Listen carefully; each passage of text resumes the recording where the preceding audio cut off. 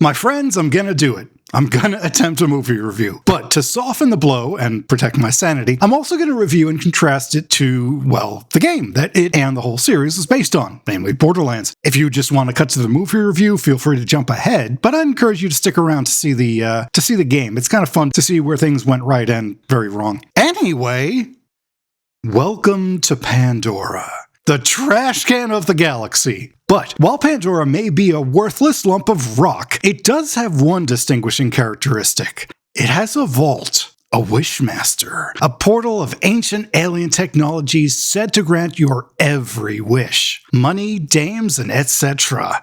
Only problem is, for all the forced labor, inmates, and gunmen sent to excavate the thing, Pandora has a habit of leaving its inhabitants a bit, touched. Crazy. They all go crazy. We're all mad here. Which makes it a great setting for a looter-shooter. And it was. First launched in 2009 for Xbox 360, PlayStation 3, and Windows, Borderlands was an instant hit. Either solo or with friends, players would trek across the dusty wastes of Pandora, blowing up bandits, defending against man-eating fauna, and grabbing loot in a mad dash for the Iridian Vault. Now, it certainly wasn't the first FPS to incorporate RPG elements, but it was the one to make it all go mainstream. Everything was accessible and addicting. Hardcore gamers without the patience to learn DPS and buffs in regular RPGs were taken in by the frantic gunplay, while the absurd characters and less serious tone drew in the normies. Different abilities, unique skill trees, and a constant feed of new gear gave the game a reward system that kept you fighting for that next tier killing setup, as well as replayability. And it all came at just the right time. Xbox Live, PlayStation Network, and Steam were all going massive, but DLC was still relegated to post-game longevity. It wasn't thrown in your face as part of the core experience. Borderlands blended all of its elements well, but again, I can't stress how much of a role the tone played in appealing to a wider audience. Dead serious military shooters were all the rage at the time, and yeah, they had their core audience, but something that took itself less seriously was a breath of fresh air. Quote Captain Price to your significant other, they might look at you funny, but show them Claptrap, now everyone's doing cosplays and crunching DPS numbers. The game loop was similar to RPGs too. Rather than funneling you through corridors and fancy set pieces, you were given a giant open world to explore. After choosing one of the four main characters, soldier, siren, sniper, or tank, you'd start your quest by meeting the locals and blowing up enemies. Story quests moved you into new areas, side quests gave you extra XP. If you found yourself outmatched, you could always backtrack and try something different to level up. And that loot loop was very addicting. Weapons and gunplay were slow at first, at least by today's standards, but by level 15, you'd start finding gear with better reloads, rapid fire, multi-shot, even elements. It was also nice that the gameplay wasn't relegated to just aiming down the sights. There was plenty of fast hipfire as well. Now, the hit detection was a bit sloppy, especially in multiplayer, but overall, the gameplay was great. And lastly, presentation was iconic. The cel-shaded look was not only unique, it helps keep the game from looking dated. Technology is always aging, but good artistic design lasts forever. It was a very gray and brown game, though. Later titles added variety, but here you'll mostly be surrounded by mountains of burning garbage. The enemies were great, though. Humor wasn't the main focus until the DLC, but the bandit callouts were always hilarious. Both here and especially in the sequel, gunning through hordes of psychos was fun just to hear some of the absurd lines. And to round things out, there were plenty of scavengers, antlions, and mankillers to contend with as well. About the only time the tone gets serious is the final push toward the vault. You find yourself in a three-way war between the Crimson Lance and the Iridians, with everyone making a mad dash for the summit. Between the volcanic ash, constant battles, and lack of corporate slogans, it reinforces you might just be stepping on a few cosmic toes in your little quest for glory. Put all together, Borderlands was a fantastic game. It had all the elements to make a funny, violent, over-the-top movie.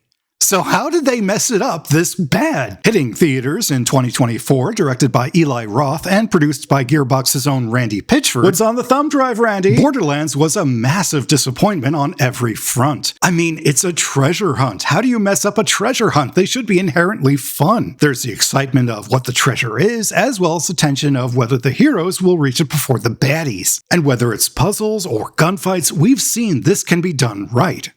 Now, before anything, let me start by saying yes, this does pick and choose from the Borderlands story and rewrites plenty of things, but I don't hold that against it. Fitting a ton of lore into 2.5 hours is tough to do. Writers and directors will often have to change things to fit the flow of a movie. The best ones can even make it better than the original. The way I see it, it's your one shot at getting your idea on the silver screen, so I don't dock it for changing things. But the movie still has to be good. Okay, quick synopsis, spoilers obviously. The movie opens with Roland breaking Tina, as in Tiny Tina, out of a cell aboard the Atlas Corporation platform. They do the whole, aren't you a little short for a stormtrooper thing, but thankfully that's the only height joke we get. Some people said there were a ton of jokes about Kevin Hart's height. I don't know where they got that from. Tina is apparently very important to Atlas, but they also have a bunch of psycho prisoners locked up nearby, which you'd think is inherently dangerous, but whatever. Krieg, yes from 2, breaks out and decides to help, which they're all cool with.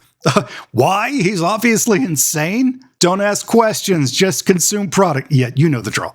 We now cut to bounty hunter Lilith, played by Cate Blanchett, bringing in her latest outlaw. And I know what you're thinking. When did your whiskey aunt join the cosplay troupe? Yeah, I do not get the casting in this either. Cate Blanchett is an amazing actress, but nothing about her style, or age, fits in this case. In the Borderlands 3 timeframe, maybe, or she might have been fun as Tannis, but, well, we'll get to that later. After the usual scene of taking out some tough guys without even looking, the toady delivers a message from Atlas. Recover his daughter, Tina, and endless riches await. Lilith agrees, so off we go to Tina's last known location. Arriving on Pandora, we get a dialogue dump of how awful everything is, and Lilith asks the locals for directions. Great looking extras, looks totally legit. And we catch a ride with Marcus. He suffers from a bad dye job and questionable prosthetics. Get real beard. But he genuinely seems to be the only one in the film enjoying himself, so you know what? I'll allow it. Unfortunately, we also meet Claptrap. You know how unfunny humor can ruin a movie when the comic relief is so bad you wish you could edit them out? Get used to that. And yeah, don't hire David Eddings, hire post-insanity Jack Black. Great idea. In a horrible bit of ADR, Lilith learns Claptrap can scan the EchoNet for Tina. I can also access the EchoNet? Did you say EchoNet? So they grab a ride from some bandits and ride to the next obvious set. Tina now sports her insane persona, which is odd since they've only been here like a week or two. But she doesn't want to go. Oh gosh, the green screen. So we get a fantastic fight between Krieg and Lilith. I like that he has about 3 inches of armor and her shots just happen to all hit them. Unfortunately, all the commotion draws the attention of Atlas's Crimson Lance, led by Commander Knox, who is perfectly fine, and I'd rather them use a different character than ruin General Knox, because General Knox is my boy. You do not mess with General Knox. I don't really want to be here. The Admiral gave me a to-do list for today, written in crayon. Roland rides in to save the day, and we begin our first big action set piece. It's Fury Road, as presented by Mrs. Reedy's 7th grade class. It's amazing what they can do with foam core and green screen. We get a ton of CGI muzzle flash and a few knockoff Cybertrucks get overturned, but the team gets cornered. Don't worry though, Roland has a plan, and they jump their way to safety in that trailer shot through the Thresher. Oh, my heart, an actual on-set location. The team huddles around Vasquez Rocks, and we learn of Atlas's nefarious intentions. Turns out the vault might mean doomsday in the wrong hands, so... We have something they don't, baby girl. Oh, let me guess. What, spirit? Conscience. That's right, good guy Roland. Finally some love for the support character. Actually, his turret really is kind of fun early on, but yeah, Lilith and Mordecai kind of rule by the endgame. Sorry, where was I? Tannis and Sanctuary might be able to help the team, so off we go to find some more cheap sets, as well as a very tired and disinterested Gina Gershon as Moxie. I mean, she sells the whole Southern hodunk thing, which I like. Is that Scooter? Oh, that is a sad Scooter. But there's no humor. I mean, she really sounds checked out. Atlas is on their tail, but it's okay, she does in fact tase him, bro, and we make our way up to the good doctor. Okay, I'm calling it. Randy Pitchford or the director have a cougar fetish. To be honest, I don't mind Jamie Lee Curtis here. Tannis is an ancillary character pretty much until Borderlands 3, but again, there's no humor. She comes across as a little uncomfortable, but Tannis is supposed to be way out there. Oh, and they added some friction here between her and Lilith, but it's the usual CW show drama, so... boring. And we cut to Tina finally giving us a dialogue dump as to why she's the center of all this. Turns out the vault key can only really be used by an Iridian, so Atlas mixed his DNA with Iridian blood to create her. Now, I mentioned I don't mind them changing things for the sake of the movie, but at this point I do have to ask, why? Okay, for those of you playing along at home, they're basically aping the story of Borderlands 2. You have the CEO of a corporation using his magical daughter as the key to the vault, or in Jack's case, to charge the key so he doesn't have to wait 200 years. So if they're gonna use the story, my question is, why not use the characters? Handsome Jack is pretty much the face of the series, and you could have Lilith, Roland, Krieg, and Tina all trying to rescue Angel from Jack, and it would only add one character to the movie. I mean, if it's about money, get rid of this guy. He wasn't funny. Alright, either way, we still need the vault key, which is in Caustic Caverns, or this slightly repurposed sewer set. But hey, bandits, finally! Kinda skimped on the masks though. We get our next big action set piece, although the team does more time posing than actually shooting. Oh no, you do not use Motorhead in a lousy movie like this. Motorhead does not go in a PG-13 film, unless it's Zombie Nightmare. I make an exception for that. Come on, turn the tape over! There's an art to dressing and directing extras in busy shots, and they really aren't selling it here. But we do have little people. There's some blink and you'll miss them shots, but we do have midget bandits in the movie. At least Peter Dinklage didn't get them fired. And we have our key. Roland makes a brave sacrifice to get them to safety. Gee, I wonder if he's really dead. And another scene with Lilith remembering her mom, or something? I really don't care. So we move to the final showdown in what is apparently Crom's Canyon. Tina attempts to use the key, but it doesn't quite work. Turns out Iridia was the friends we made along the way. Or it's Lilith. Lilith is the Iridian. Atlas shows up, hey, the bunker, demanding they open the vault for him, and while Nox has a sudden change of heart, it doesn't go very well. Man, don't go for leadership in the Crimson Lance is all I'm saying. Lilith finally agrees and is transformed into her siren form when she uses the key. There's a few more shots exchanged now that she's all Super Saiyan, but Atlas holds Tina hostage, so finally he and Lilith enter the vault. And she strands him there. That's it. That's your boss fight. He's eaten by tentacles, and she does the Firehawk thing over Sanctuary. That's your movie. So, how was it? I meant to say that it should be hauled away as garbage. It was truly worthy of its initial 0% score. Now, I hate to start with visuals, but everything here looks bad, as in bad cosplay production. The masks or bits of armor really do look like homemade designs, while the basic clothes are just off-the-rack prison togs or raids from the remnant bin. We need citizens from an interplanetary futuristic Mad Max settlement. Well, we got these floor managers from Hot Topic. Perfect, put them in. And you can really tell where the sets meet the studio floor or the green screen. There's even a few shots that look AI generated, though I can't confirm. Look, I understand that budgets can be a limiting factor, but this is Borderlands, this is Fury Road, and this is Book of Eli. You absolutely can do post-apocalyptic action or even CGI-heavy movies for very reasonable money. Okay, now even B-movies can be fun if the actors lean into things and just go for it. But aside from Benjamin Byron Davis as Marcus, everyone here is either cliched, confused, or in Cate Blanchett's case, just miserable. Piss off. It's a shithole. So piss off. Fix this. That's what this shit is about? Created you to open a vault. I mean, Lilith as a character is more serious, though she definitely has some humanity in too, but in the movie she's just a drag. And it's that terrible combination of a character who's never in danger. She wins every fight without question, she never loses anything, but she seems to just hate being there.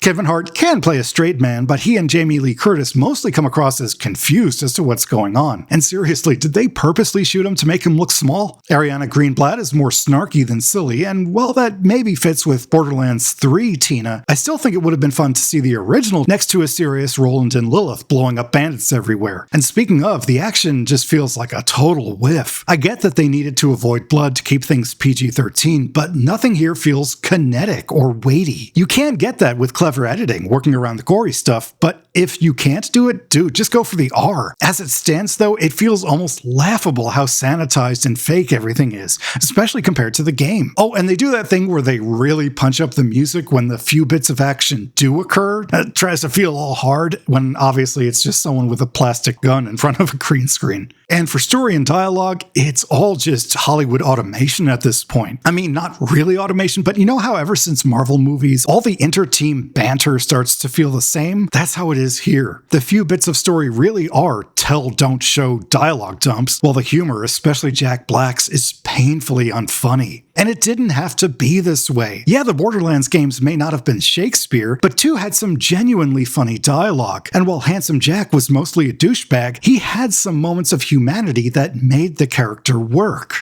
Please, okay, are you hearing me? Please don't kill my baby girl. None of that is here. It's all replaced with the same quips and story beats we've heard a million times before.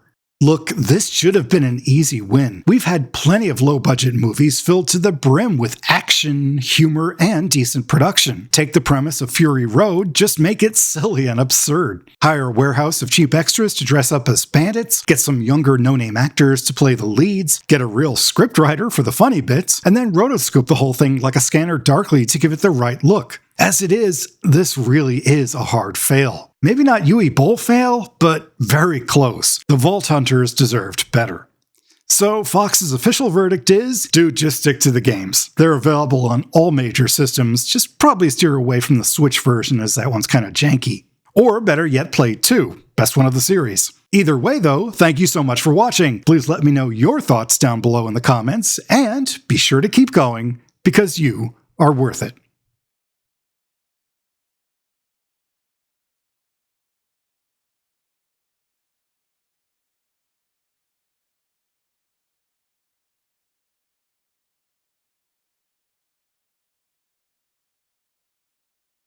There is no salvation without sacrifice.